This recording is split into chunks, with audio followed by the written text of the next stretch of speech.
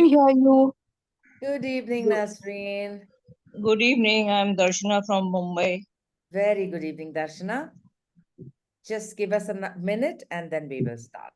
Okay. I am from Bangalore. I know you, Lakshmi, very well. Lakshmi attends most of the classes. Yes, yes, she's always there. Yeah. Super active she is. Mm. For her age, she's very good, touch wood. Yeah. Okay, we can start the introduction. Tina, can you just share the slide? Anita, you can become a little louder. Me? Yeah. I am pretty loud. Just check your volume. 1 minute. Yeah. So today's session, as you all know, is Nourishing Your Body. It's the timeless principles of healthy aging with Dr. Anand Gokani. And in fact, just before all of you joined, we were having a chat and doctor was saying, we were talking and he said, we start aging from the day we are born, which is so true. And I never really thought about that before. So girls and gentlemen, we are not aging, okay? Everybody is aging. Even the 16-year-old is aging. So don't worry. We're all fine. Okay, next slide, please. So about Get Set Up for the new joinees and for the ones who are here already, Get Set Up is on a mission to help those over 55. We are here to learn new skills, connect with others, make friends, and have new life experiences. And our goal here is to reduce isolation, loneliness, and equip all you people with tools, knowledge to age independently. Our community engages in classes online as well as offline. We do have activities offline in various cities, and we also travel together, which most of you must have traveled with me already. And so if you haven't, then please do join us for the next travel.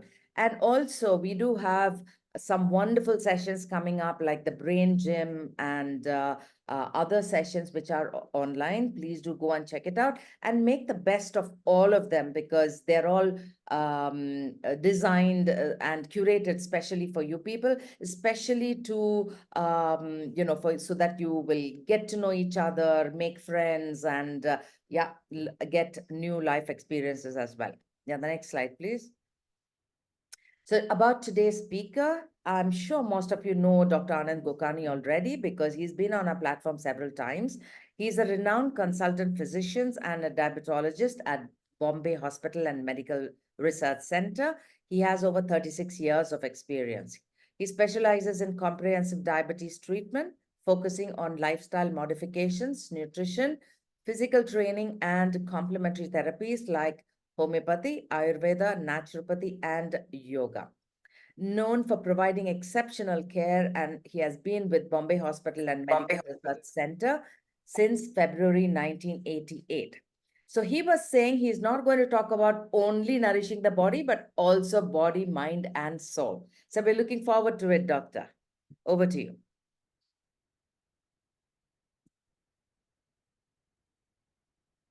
Doctor, you're on mute. And before we start, kindly put your questions on the chat. We will take all the chat once Doctor finishes talking. Towards the end, we will take all the questions. Okay, so please put your questions on the chat. Thank you. Doctor, you're on mute.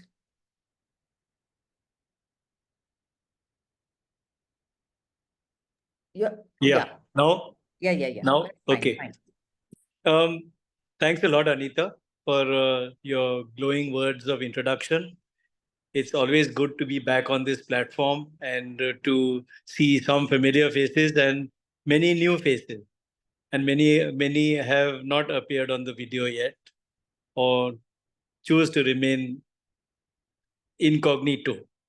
I have been given a very interesting subject, or rather, I make it with an interesting twist. It was nutrition for the elderly. So I asked myself, what is nutrition and what is elderly?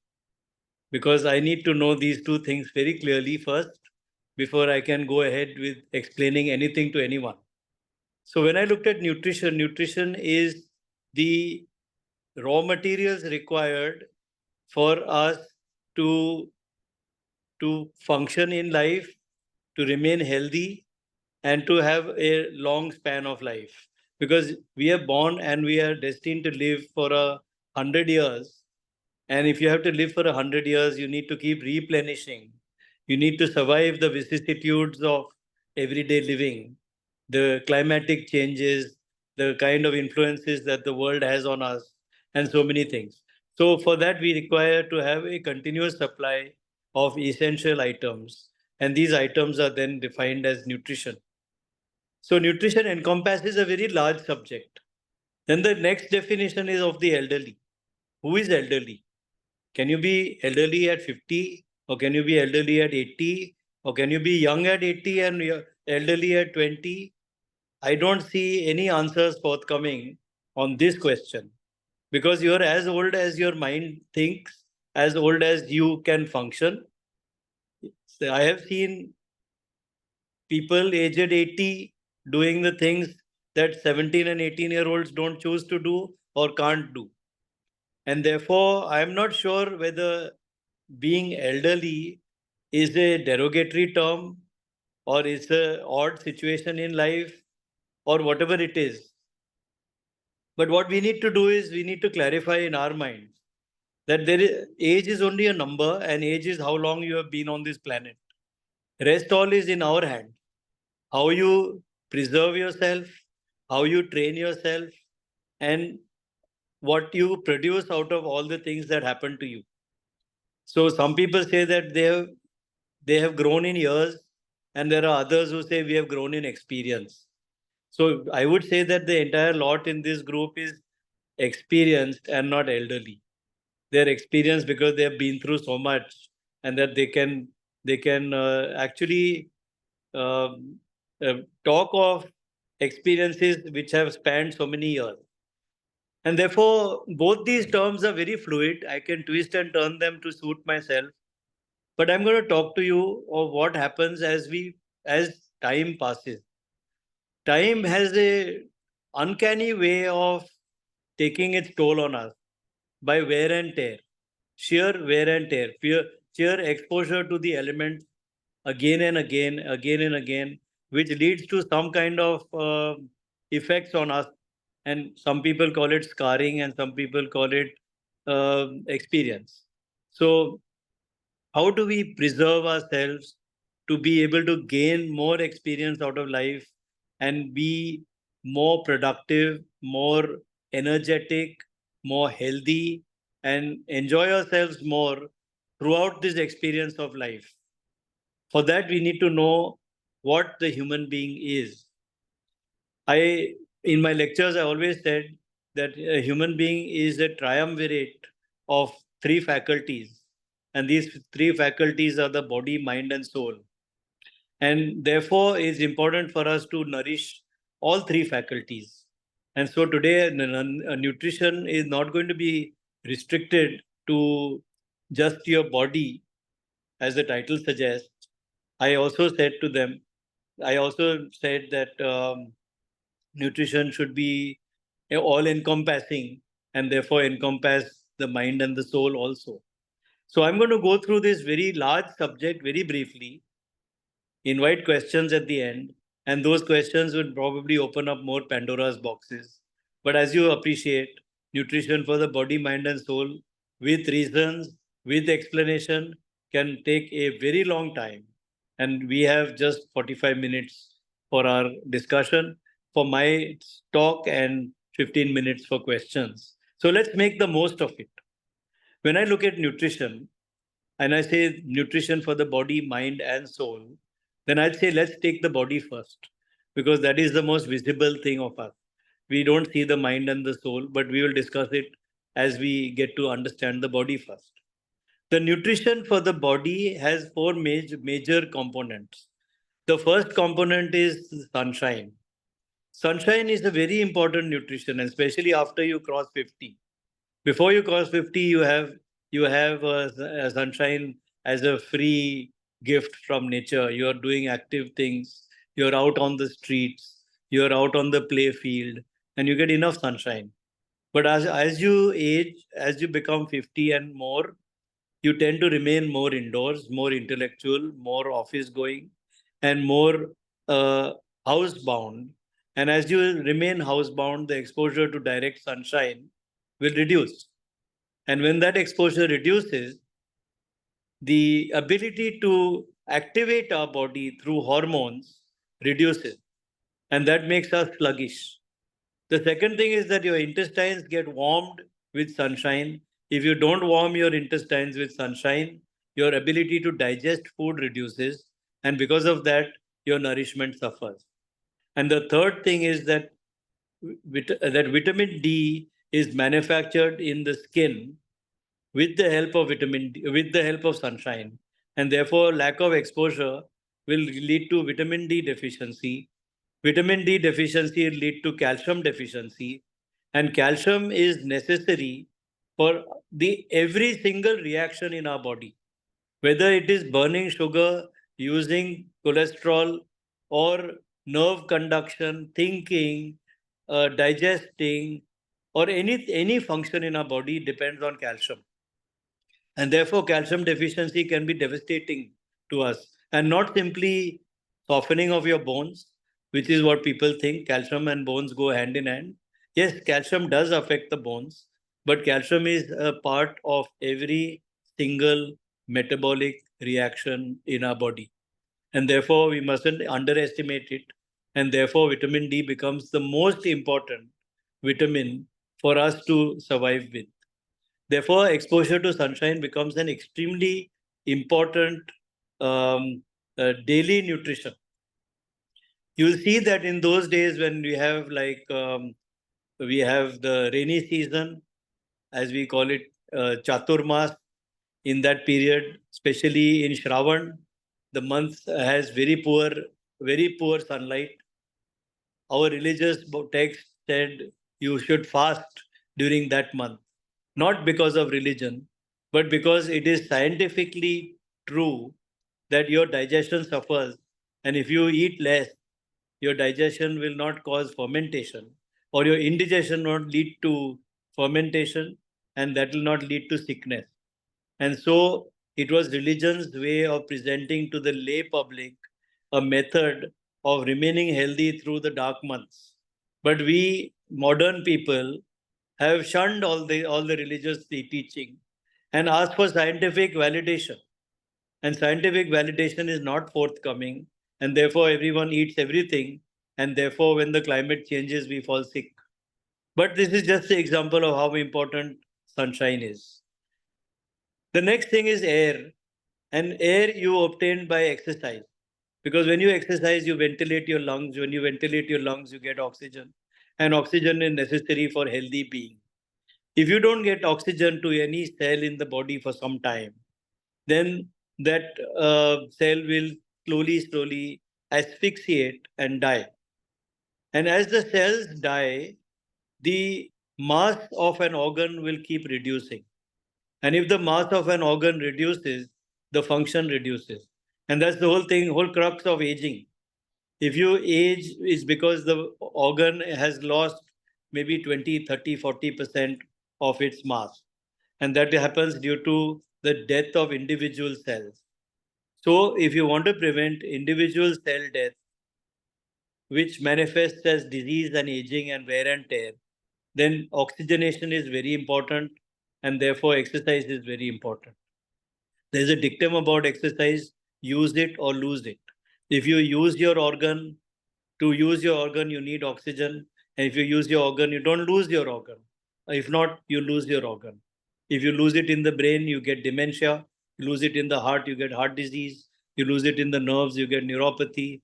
And like that, every organ which is denied oxygen will slowly die. And as a result, the entire human body becomes first weak and then becomes bedridden. And therefore, exercise is extremely important, and exercise enhances oxygen intake, and that oxygen intake keeps us healthy. So that's the second nutrient which we are dealing with. The third nutrient is water. I have time and again underscored the importance of water. And what I'd say is that 70% of our body is made of water and 30% from solid. And this balance must be maintained. So 70% water, 30% solid is maintained only by continuous sipping of water as a supply, because we are losing water in 5 different ways. We are losing it in terms of passing stool, passing urine, sweating, talking, speaking, breathing. In these ways, we are losing water continuously. And as a result, we are not able to keep up to it unless we keep sipping water. And why am I saying sipping water over and over again?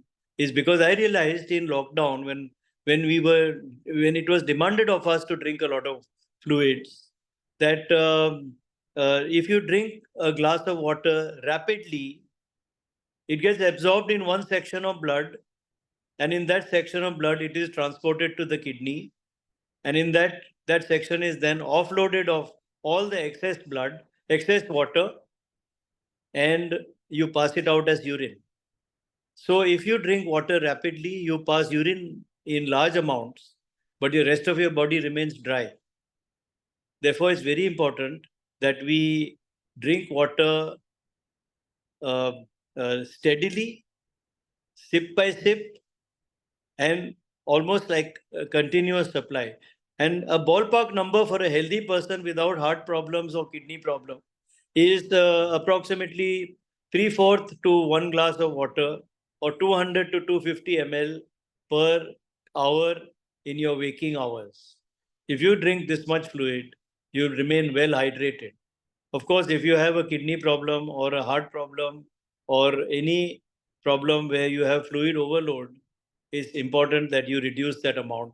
And then it would be something like maybe 50 to 60 ml per hour. And then that would be dictated by a doctor or under the guidance of a physician. So it's important that we keep ourselves well hydrated in order to remain detoxified and to maintain that balance of 70 to 30.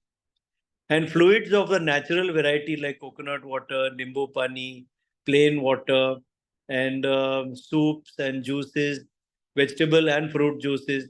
These are all good sources of fluid, but definitely not tea, coffee, alcohol, aerated drinks, and so on.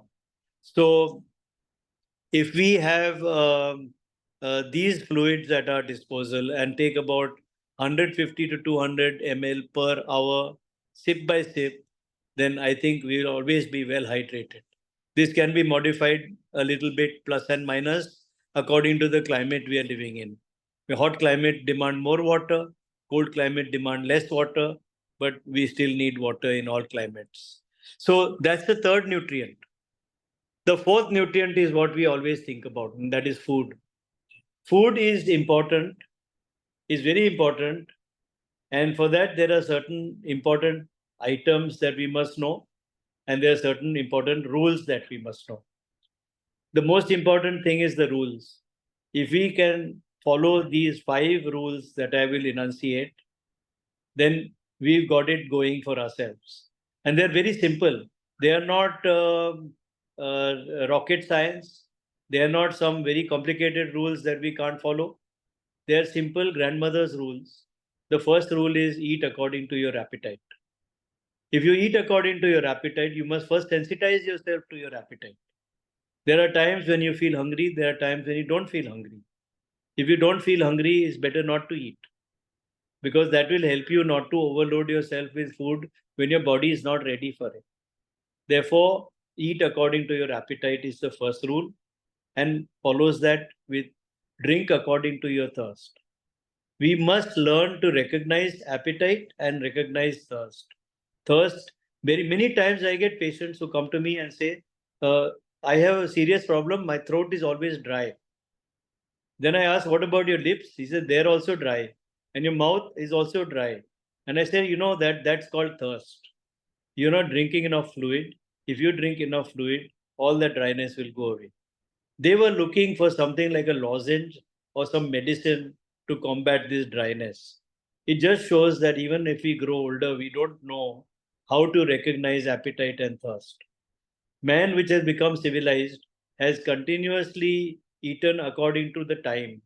It's 1 o'clock, it's lunchtime. It's 8 o'clock, it's dinner time. It's 7 o'clock in the 8 o'clock or 9 o'clock in the morning, it's breakfast time. It's not time that we should make you eat. Of course, if you train yourself, you will feel hungry at those times.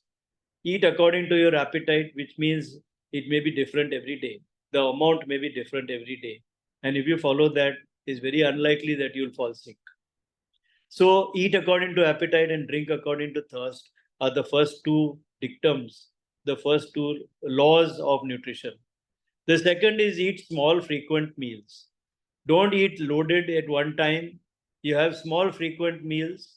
You'll be able to digest better, and your wastage will be minimum and your digestion will be maximum.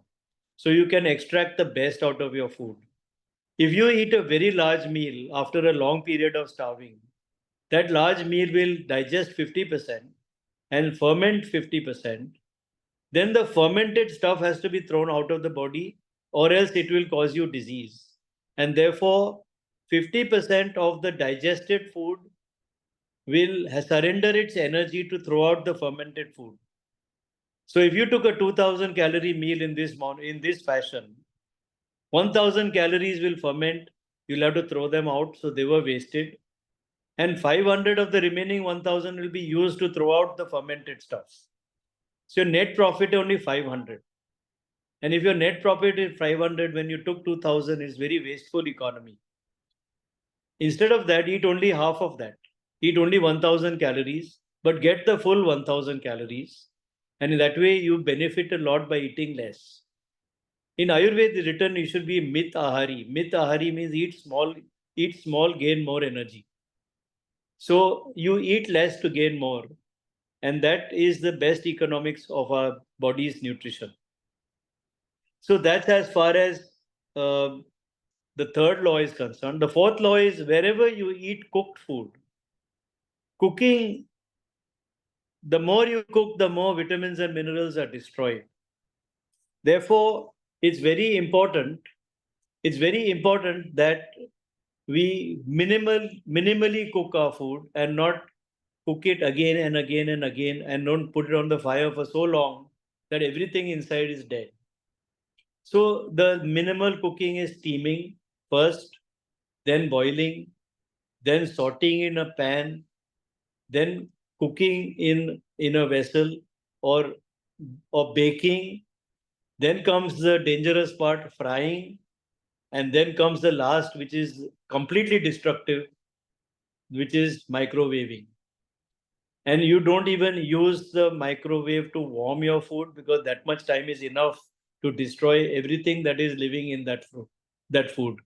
Therefore, it's very important for us to cook our food minimally to ensure that all the nutrients come to us.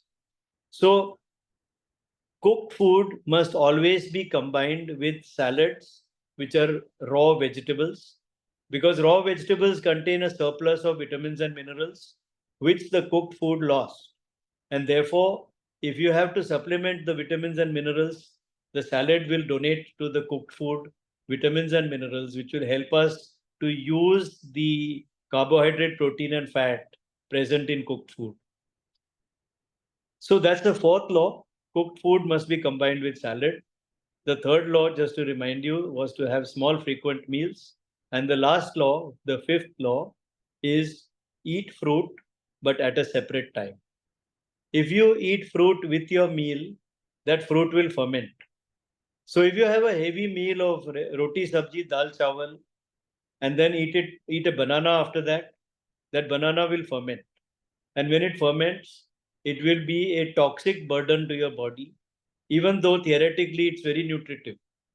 But that toxic burden then will reduce your immunity and you'll fall sick. That's the reason why many people get fruit, following fruit, they get boils, for example, mangoes, or a common cold, for example, banana, and so on. So it's important for us to eat fruit at a separate time. So if you were to dictate breakfast, lunch, and dinner, breakfast and lunch, dinner would be cooked food. And in between breakfast and lunch at, let's say, 11 o'clock would be fruit. Between lunch and dinner at 4 o'clock and 6 o'clock could be fruit. And at bedtime, 2 hours after dinner could be fruit. So these are the designated fruit timings and the other timings for the cooked food. And that way you remain healthy, get the best out of your food.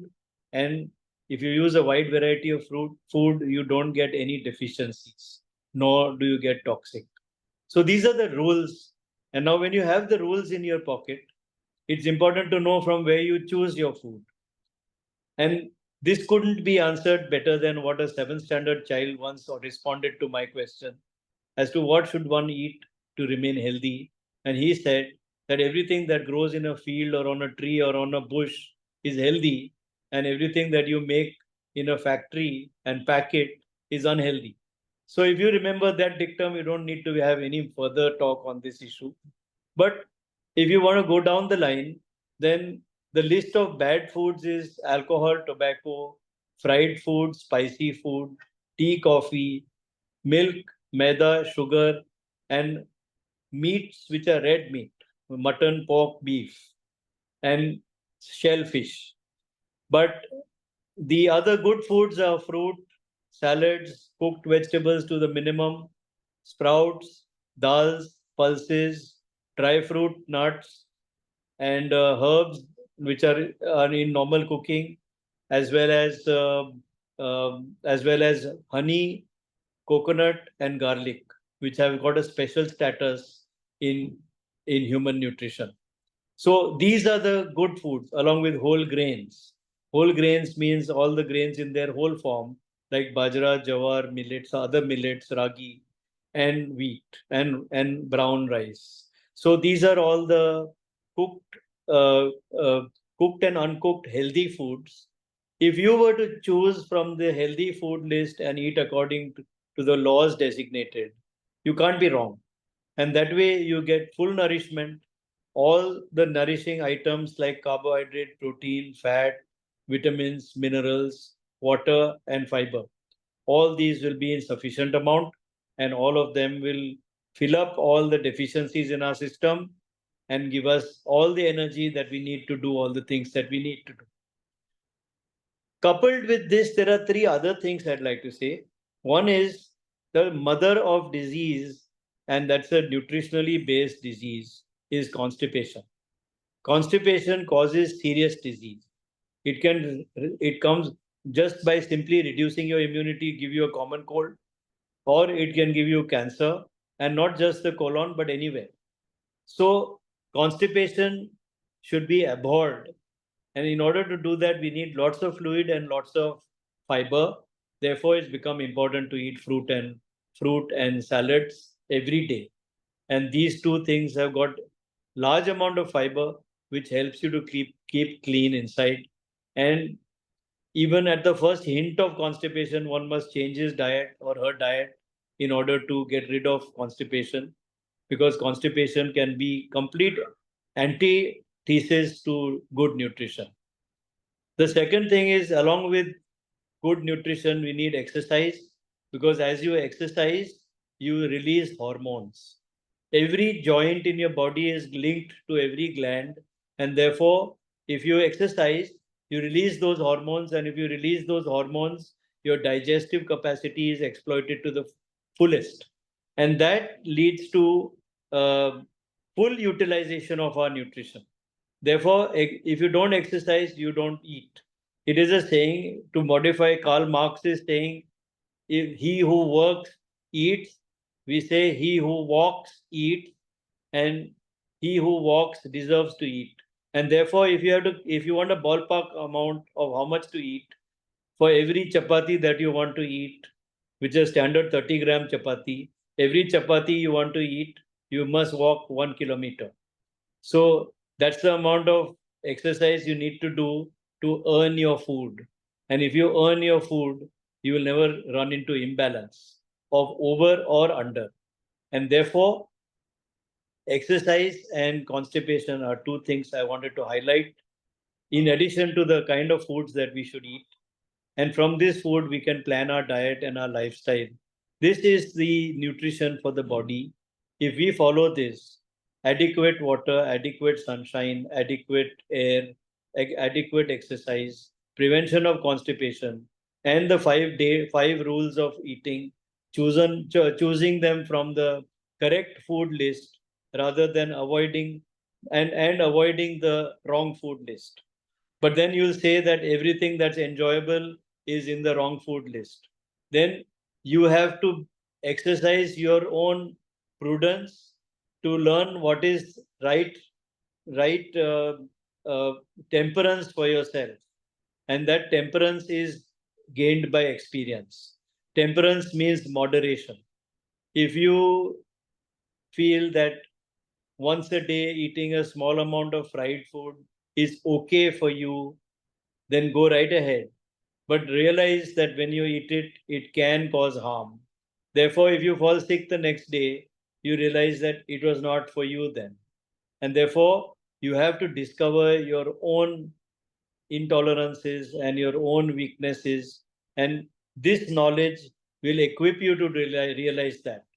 So you can't say that my neighbor drinks 3 pegs of whiskey, but his liver is okay. I drink 1 peg of whiskey and I got jaundice.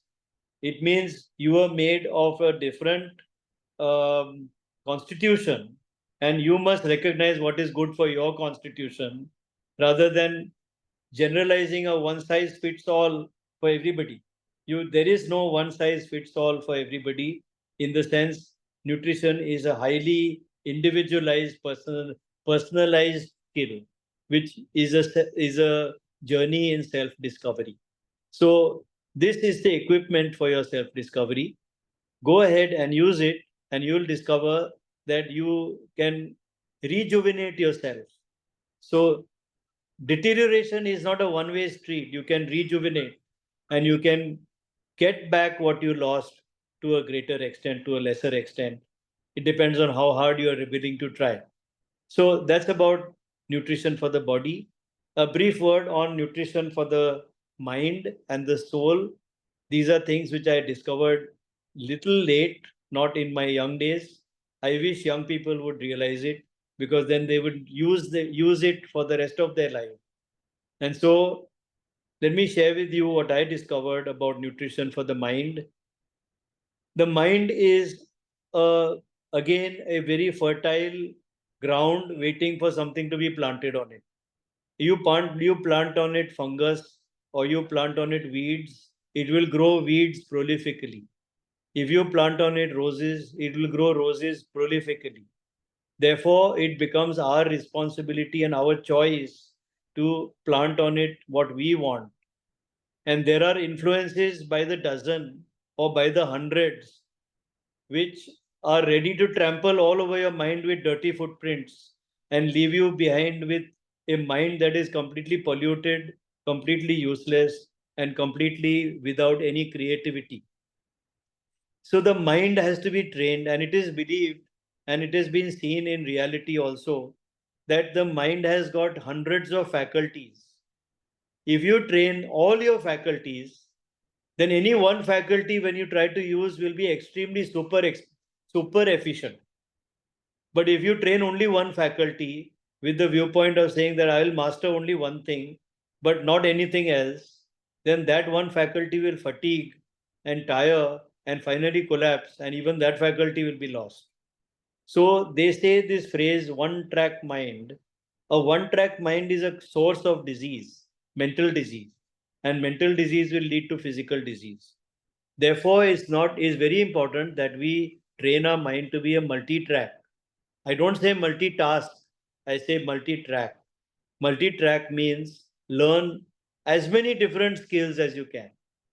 Like if you're in school, you learn physics, chemistry, maths, bio, and geography, history, and English, and Hindi, and Marathi, and literature, and Sanskrit, and other languages, and so many other subjects, geology, and archaeology, and astronomy, and so many other subjects. So all these subjects are training different parts of your mind.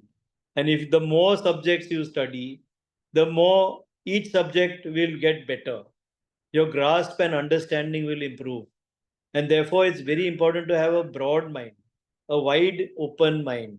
And therefore, the training to the mind is reading, writing, dance, drama, which are coordinators, which help you to coordinate your mind and body, and all the sports possible, and all the creativity like crafts and arts and painting and so on. So if you experiment and dabble, it's never too late to start. I've seen people at the age of 60 to take up painting and then become masterpiece painters. I've seen them take up writing and they become authors and so on. So you can always discover a new hidden latent talent within you, which will then help you to even magnify the skill that you always had. So, for example, I'm a physician. If I take to writing or if I take to reading literature, my ability as a physician increases at least threefold. And so it becomes very important for me to train in different faculties to be as broad-minded as possible in order to make my primary skill even more superior. So if someone who is a housewife doesn't only want to know cooking, if she learns art or craft, or she learns to write, or she learns to read and expands her repertoire of reading, she will be much better at the other faculties also. And therefore, it becomes very important for us to exercise every faculty in our mind and explore every new art. It's never too late to start. So singing or listening to music or playing music, these are also faculties which are food for the mind. And that's why it's very important that we exercise as many different faculties and gain the benefits of it for our primary faculty. And then comes the last part, which is the food for the soul. And that's a very difficult question because nobody knows what the soul is. So for that, I'm going to first say what the soul is. The soul, for example, you have a car, or let's say you have a television.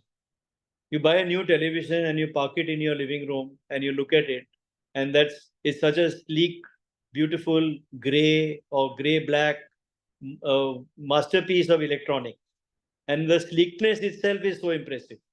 And you call all your neighbors and say, "See, I got a new television. It's so beautiful.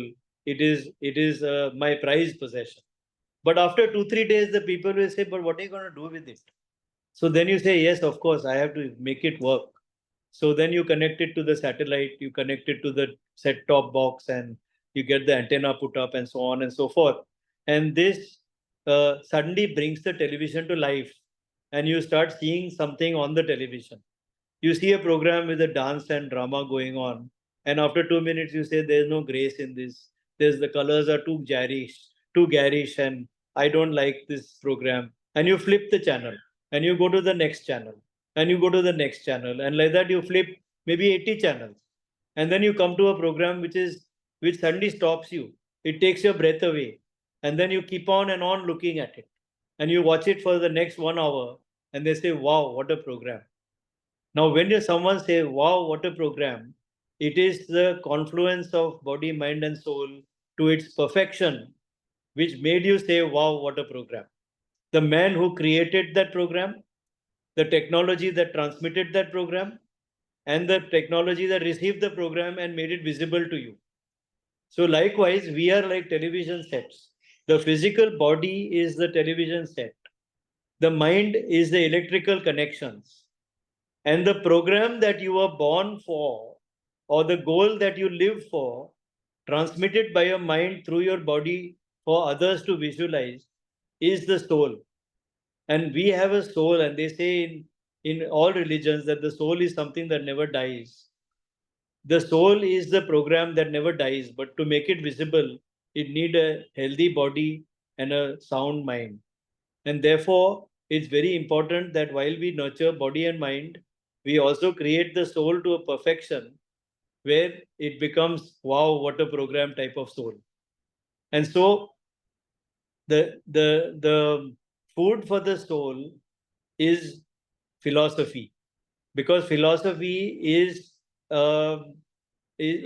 the philosophy teaches you how to harness your body's ability, your mind's ability, and teaches you about the reason why you were born, or teaches you about how to lead your life, or who you are.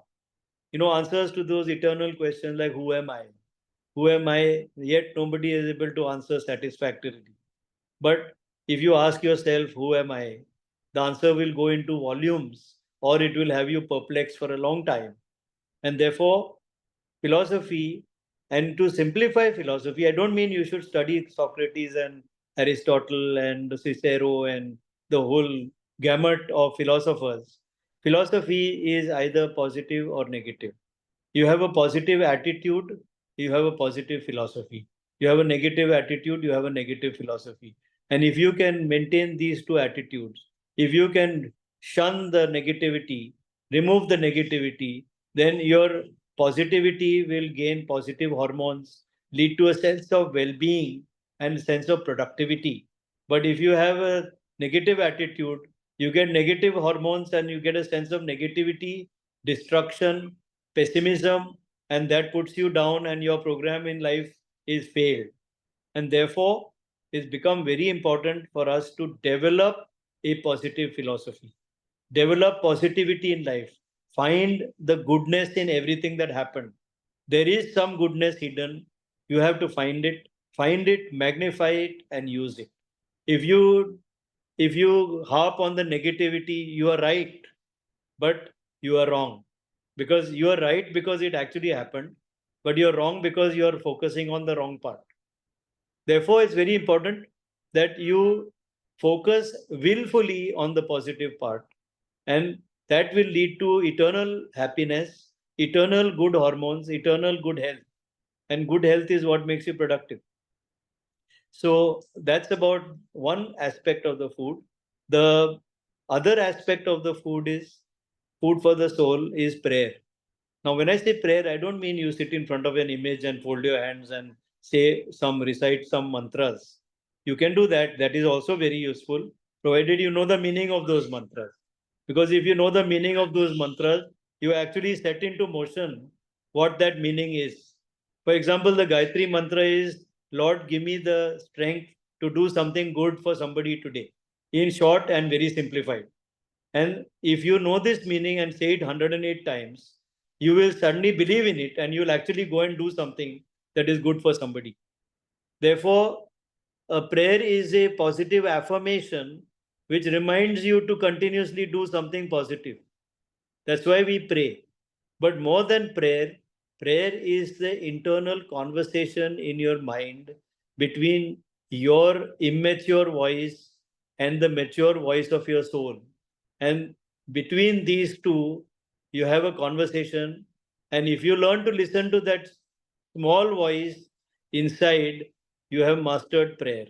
Because that small voice is guiding you in this small lifetime of yours. And if you don't listen to that voice, it's like a little boat with a man in it. He's traveling in the sea. He can only see 5 kilometers ahead. And on the 6th kilometer, there is a storm. And he doesn't know that it's a storm. And therefore, he is not prepared for it. But the soul is a huge ship. And the captain of that ship has binoculars. He can see up to 50 kilometers. He warns the one in the small boat, tells him that, listen, there's a storm coming up, prepare yourself. But the small man says, I know better, I don't need to listen to you. And then he drowns.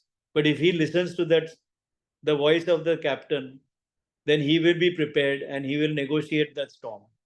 And therefore, it's very important for us to develop that hotline with our own mind.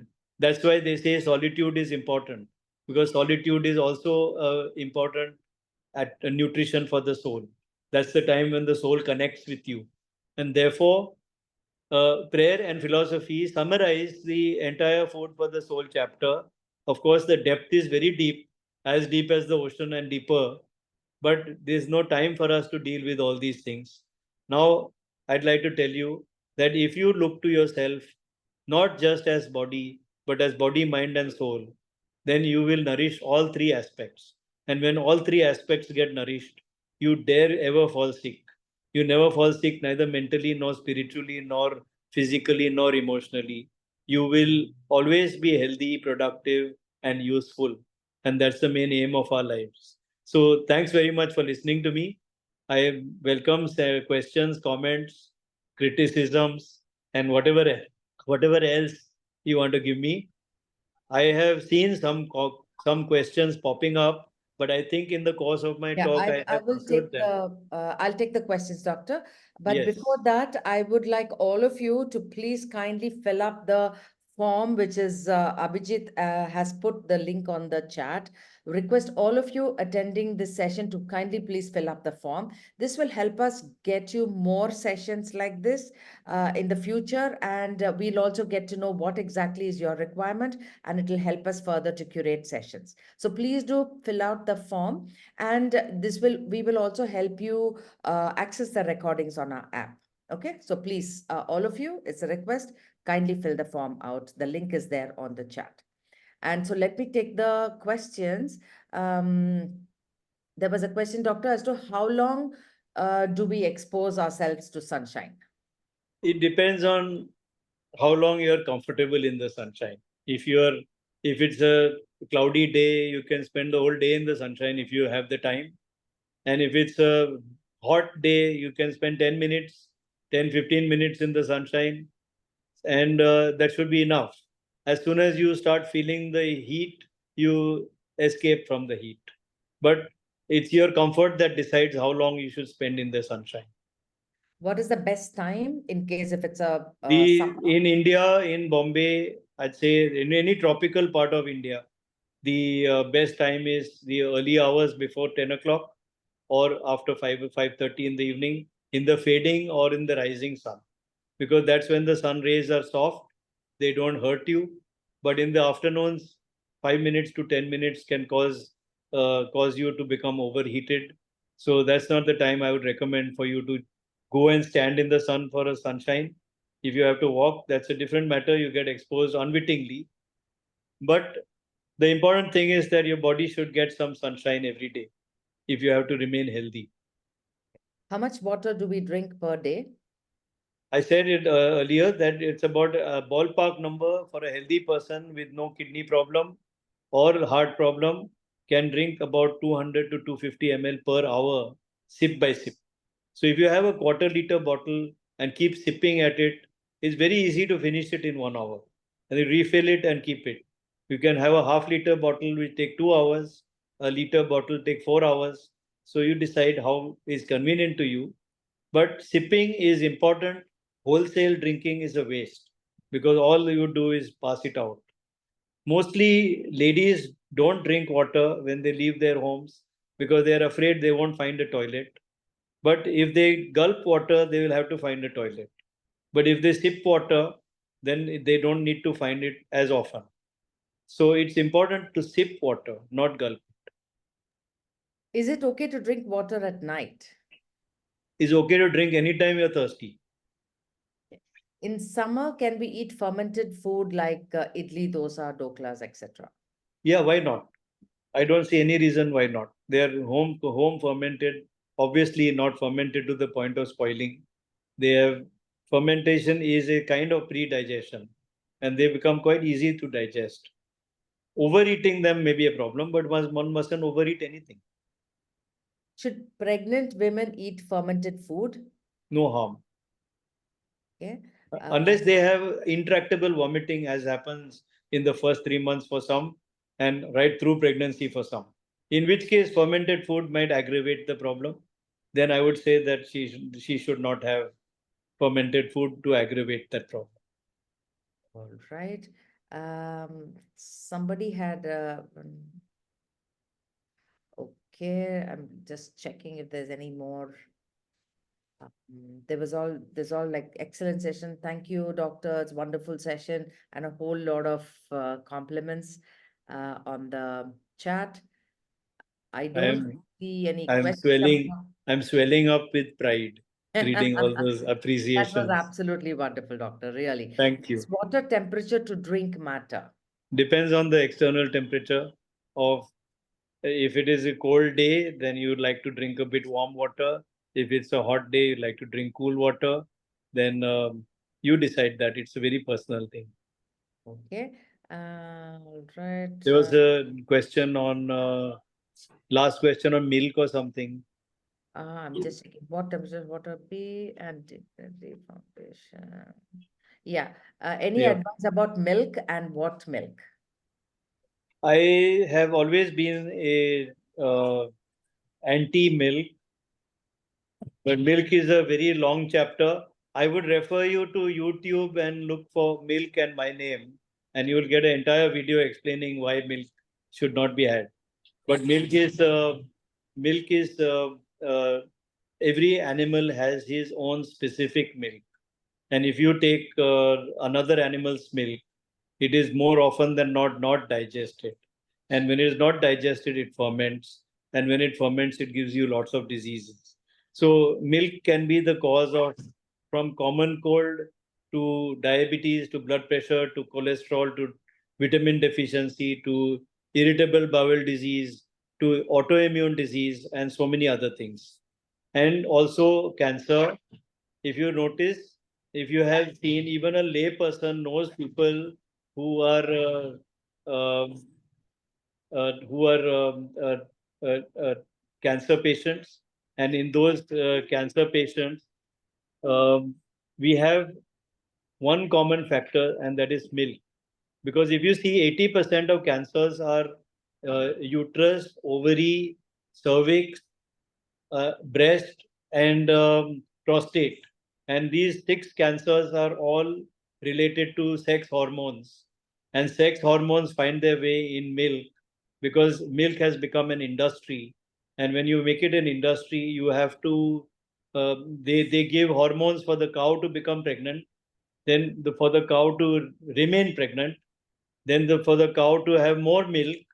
All these situations demand more hormones, and those hormone residues come in the milk of the cow, and that milk is consumed by human beings, and so they get an imbalance of hormones coming from the milk, and then that imbalance leads to attack on those glands in the human being, and these are the sex glands, and that's why 80% of cancers are from there, because milk is such a widespread food. So milk has to be treated with a lot of caution. Okay, somebody's asking, should we bathe in cold or warm water? If you bathe in cold water, it jolts your body, and that jolt releases a lot of hormones. So it keeps your glands alive. But it's a very harsh way of doing it. To bathe in cold water, you need a strong grit, because it's first very sharp. But if you get over that, after that, the body generates its own heat, and then you can bear with any cold water. But there are some people who like to do it. Most people would like to have ambient temperature. So in cold climate, they'll have warm water. In warm climate, they'll have cold water or cool water. And it becomes a very personal choice. But if you like to be harsh on yourself, then go into the harshest of winter and have a cold water bath.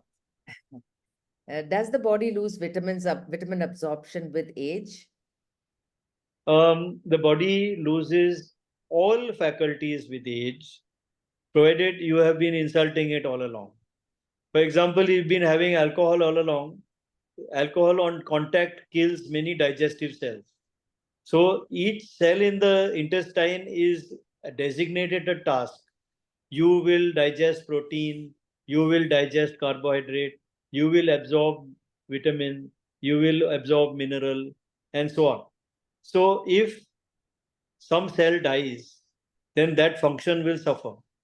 Then by the time you have grown 50, 60 years, it's very natural that you will lose a critical mass. And when you lose a critical mass, then that vitamin starts to suffers malabsorption, and as a result, it's not able to maintain a level in the body, and you get deficient.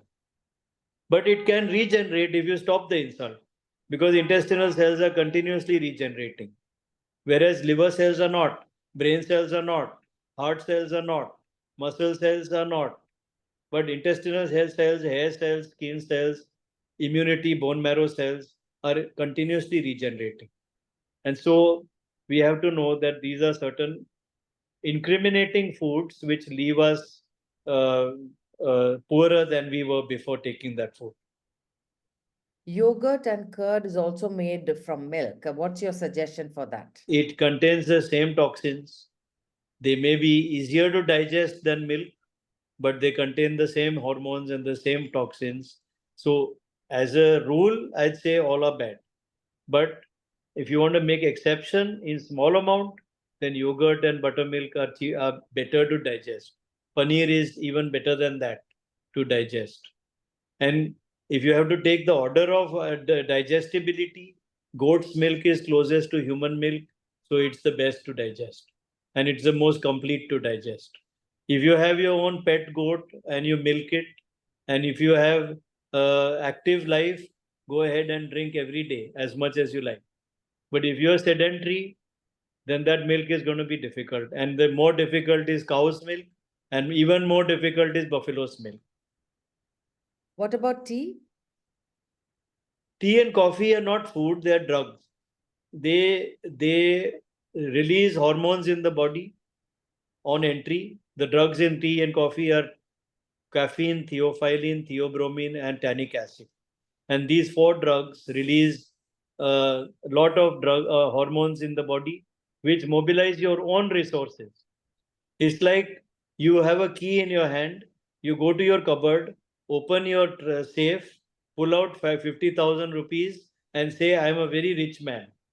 Your own safe is now depleted of 50,000. You spent it and now you are less by 50,000. It's not like you went out, earned 50,000 and brought it. Fruit and vegetables, juices are cash, which you deposit in the safe as well as spend. Whereas tea and coffee are credit cards, which enable you to spend instantly, but later you have to pay the bill. Okay, doctor, thank you so much. And that was such a wonderful, informative session. And once again, thank you so much for taking the time to come here and Thank you so much to all of you for listening so patiently. Yeah, Look thank you. forward sir. to seeing you all again sometime. Thank you. It was a lovely Thank you, talk, everyone. doctor. Thank you for being with us today. Thank you very Excellent, much. doctor. Thank you for Thank this you. excellent Thank session. you. It was an amazing talk. Thank you, Thank you, doctor. doctor. Thank you. It was a wonderful So, session. Anita ji, for Thank you so Please. much. Thank you. It's very interesting. Thank you so much. Please come again, doctor. Please come Yes, again. whenever you call me, I'm always there. Yes, Anita, please make a note. Thank you very much, Dr. Sabha. Ex